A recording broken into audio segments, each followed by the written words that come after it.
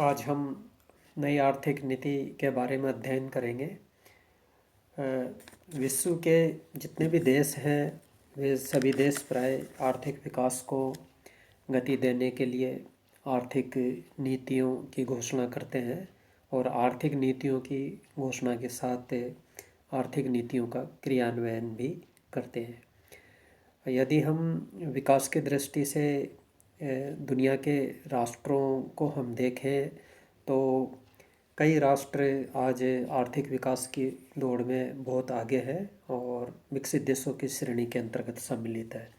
इसके अलावा कई देश ऐसे हैं जो कि विकास की दौड़ में अपेक्षाकृत पीछे हैं और विकासशील देशों की श्रेणी में है, और कई देश विकास के मामले में जो बहुत पीछे हैं। तो हालांकि वर्तमान परिदृश्य में हम दुनिया के ऐसे देशों को हम पिछड़े देशों की श्रेणी में इसलिए शामिल नहीं कर सकते क्योंकि ये सभी देश विकास की ओर उन्मुख है, विकास को गति दे रहे हैं। तो विकासशील देशों में कुछ देश विकास के मामले में अग्रिम पंक्ति में है और कुछ देश विकास के मामले में उनके विकास की गति धीमी होने के कारण थोड़े पीछे हैं। तो विकास के क्षेत्र में जो भी देश जिस स्थिति में है, अर्थात विकसित अवस्था में है और या विकासशील स्थिति में है या विकासशील देशों में अग्रणी, तो जो देश विकास के मामले में जिस स्थिति में है तो उसके लिए उन देशों के द्वारा आत्मसात की गई जो आर्थिक नीतियां हैं वो महत्वपूर्ण है।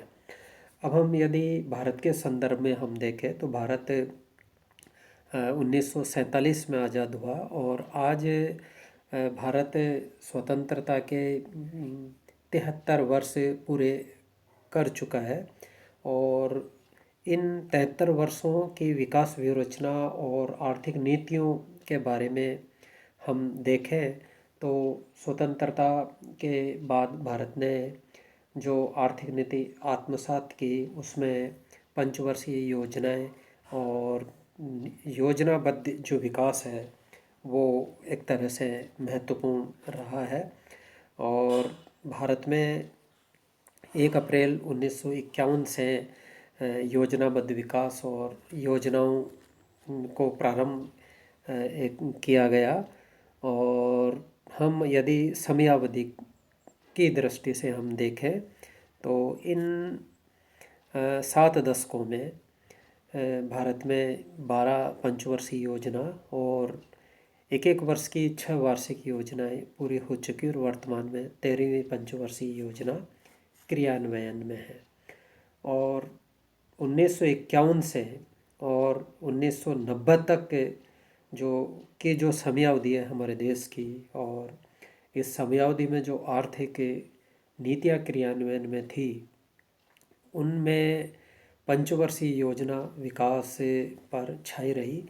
और जो भारत का उस समय जो योजना आयोग था उसको एक तरह से सुपर कैबिनेट का दर्जा प्राप्त था।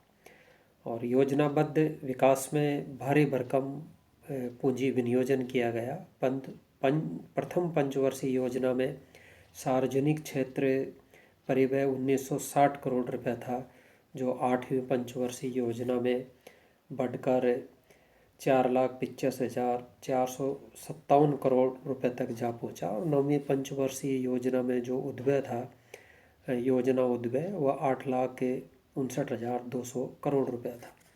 और बाद की पंचवर्षीय योजनाओं में भी सार्वजनिक क्षेत्र परिवहन में एक तरह से उत्तरोत्तर वृद्धि हुई।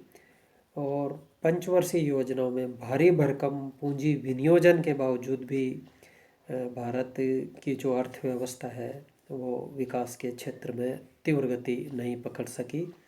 और भारत आर्थिक विकास की दृष्टि से दुनिया के विकसित देशों की तुलना में विकास के मामले में अपेक्षाकृत पीछे रहा। और योजनाबद्ध विकास में अर्थव्यवस्था में एक तरह से गरीबी, बेरोजगारी, बीमारी, आर्थिक विषमता, गांव में पिछड़ापन, ये जो समस्याएं हैं इन समस्याओं से निजात नहीं मिला और भारत ने आर्थिक पिछड़ेपन की समस्या से निपटने और विश्व के बदलते आर्थिक परिदृश्य के साथ कदम ताल करने वास्ते 1991 से आर्थिक उदारीकरण की शुरुआत की। और अब आप देखिए 1951 से 90 तक विकास के मामले में पंचवर्षीय योजनाएं छाई रही, मगर वैश्विक जो परिवर्तित परिदृश्य था उस परिदृश्य के साथ कदम ताल करने के लिए 1991 में आर्थिक उदारीकरण की शुरुआत की गई।